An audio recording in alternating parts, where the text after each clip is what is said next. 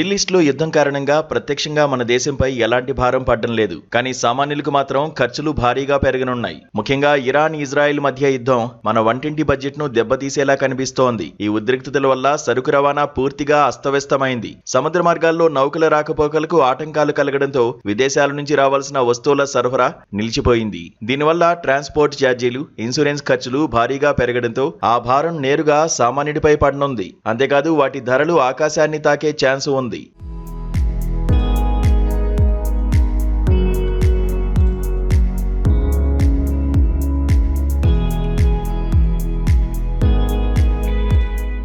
మన దేశంలో నిత్యం వాడే కందిపప్పు, పెసరపప్పు వంటి పప్పు దినుసుల ధరలకు రెక్కలు రానున్నాయి. మనం పప్పు ధాన్యాలను మయన్మార్, కెనడా, ఆఫ్రికా దేశాల నుంచి దిగుమతి చేసుకుంటాం. కానీ ప్రస్తుత యుద్ధ వాతావరణం వల్ల షిప్పింగ్ లైన్లు క్లోజ్ అవడం, ఆలస్యం అవడం జరుగుతోంది. స్టాక్ తక్కువగా ఉండడంతో రీటైల్ మార్కెట్లో రేట్లు పెంచక తప్పదని వ్యాపారులు చెబుతున్నారు. పప్పు ధరలు పెరగడం అంటే సామాన్య కుటుంబాలకు అది కోలుకోలేని దెబ్బే అని చెప్పాలి.